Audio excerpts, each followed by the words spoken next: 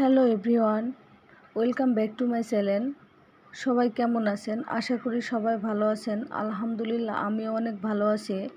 আজকে আমি চলে এসেছি কেয়া কিচেন ব্লগের আরও একটি নতুন পর্ব নিয়ে। আজকের নতুন পর্বে থাকছে ছাগলের মাংস রান্না।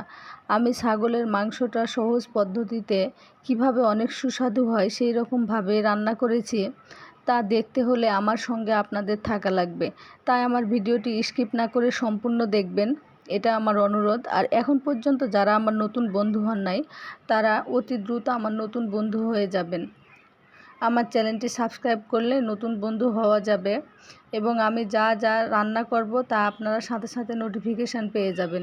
দেখুন, আমি কথা না বাড়িয়ে চলে যাচ্ছি মূল রেসিপিতে।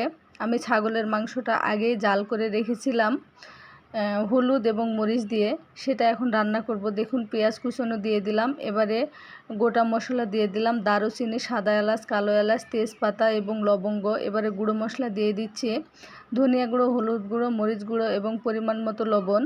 সেইগুলো ভালোভাবে আমি মিশিয়ে নিব এবং এইবারে দিয়ে দিব আদা বাটা, রসুন বাটা। দেখুন, আমার এই পর্যায়ে সব কিছুই দেয়া হয়ে গেছে। এখন আমি পরিমাণ মতো তেল দিয়ে দিব। দেখুন, আমি পরিমাণ মতো তেলও অ্যাড করে দিলাম, কারণ এর আগে একবার তেল দেয়া ছিল, লবণ দেয়া ছিল, তাই আমি অল্প পরিমাণেই তেল দিলাম, কারণ বেশি তেল হয়ে যাবে। এমনিতেই ছাগলের মাংসতে বেশি চর্বি থাকে, তাই আমি অল্প করেই তেল দিলাম। আর আগে যখন আমি মাংসটা জাল করে রেখেছিলাম তখন শুধু মরিচের গুঁড়ো এবং হলুদ গুঁড়ো এবং লবণ দিয়েছিলাম। সেটা দিয়ে জাল করে যদি আপনি একদিন রান্না করে রাখেন, তারপরের দিন যদি আপনি রান্না করেন, সেক্ষেত্রে ছাগলের মাংসর যে একটা গন্ধ থাকে সেই গন্ধটা থাকবে না, অনেক সুন্দর খেতে লাগবে। তাই আপনারা অবশ্যই আমার প্রসেসে একবার হলেও রান্না করবেন এবং আমাকে কমেন্টে জানাবেন। দেখুন, আমি এখন মাংসটা অনেক ভালোভাবে কষিয়ে নিচ্ছি। এই পর্যায়ে আমার মাংসটা প্রায় কষানো শেষ, অল্প কিছুক্ষণ হলেই আর কষানো শেষ হয়ে যাবে। তাই এখন আমি আপনাদের সামনে বলতে চাচ্ছি যে ছাগলের মাংস আপনারা কাঁচা অবশ্যই অনেকেই রান্না করে খেয়েছেন, এইভাবে একদিন হলেও জাল করে রাখবেন, তারপরে রান্না করে টেস্ট করে দেখবেন কেমন লাগে, আমাকে বলবেন। দেখুন, আমার মাংসটা প্রায় কষানো হয়ে গেছে, এখন আমি পানি অ্যাড করে দিব। কিন্তু আরও একটা কথা বলে রাখি আপনাদের, এই পর্যায়ে আপনারা গরম পানি অ্যাড করবেন, তাহলে মাংসটা খেতে ভালো লাগবে। দেখুন, আমি গরম পানি অ্যাড করে দিলাম, কারণ ঠান্ডা পানি দিলে মাংসটা পুনরায় আবার কাঁচা মাংসর মতো হয়ে যাবে। সেজন্য আপনারা যতটুকু সম্ভব কষ্ট করে হলেও গরম পানি অ্যাড করবেন, তাহলে অনেক মজা পাবেন খেয়ে। তাই আমার কথা মতো একদিন হলেও গরম পানি অ্যাড করে রান্না করবেন। দেখুন, আমার পানি অ্যাড করানো শেষ, এখন মাংসটা একদম ফুটে গেছে। এখন আমি যতটুকু পরিমাণে আপনি ঝোল রাখবেন, তারপরে আপনি মাংসটা সিদ্ধ হওয়া পর্যন্ত জাল করতে থাকুন। এখন এই পর্যায়ে দেখুন, আমার মাংসটা অনেক ভালোভাবে ফুটে গেছে। এখন আমি আরও একবার ঢাকনা সরিয়ে নেড়ে দিলাম।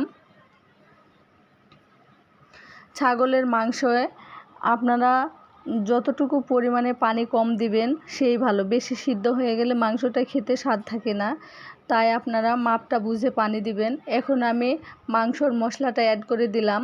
মাংসর মশলা অ্যাড করার পরে আমি আরও 3-4 মিনিট রান্না করে নিব।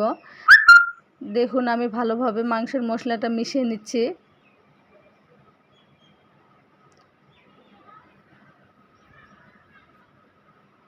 আপনারা দেখলেই বুঝতে পারছেন আমি কত সহজ পদ্ধতিতে রান্না করেছি, কিন্তু এই মাংসটা যে কত মজা হয় একদিন রান্না করে না হলে বুঝবেন না। তাই আমি আবারও বলছি, অবশ্যই আপনারা বাসায় এভাবে ট্রাই করবেন। দেখুন, কি সুন্দর একটা কালার চলে এসেছে, মাংসটা আমার রান্না করা ডান।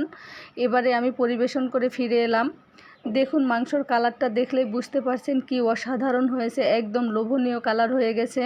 তাই আমি আপনাদের কাছে বলতেছি, অবশ্যই এভাবে বাসায় ট্রাই করবেন এবং আমাকে জানাবেন। এতক্ষণ পর্যন্ত আমার ভিডিওটি ধৈর্য ধরে দেখার জন্য আপনাদের অসংখ্য ধন্যবাদ।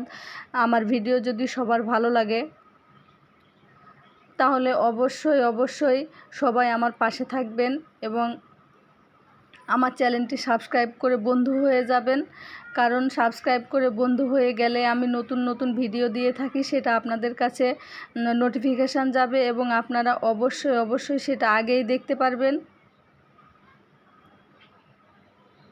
তাই সবাই ভালো থাকুন, সুস্থ থাকুন। আজকের ভিডিওটি এ পর্যন্তই। আল্লাহ হাফেজ।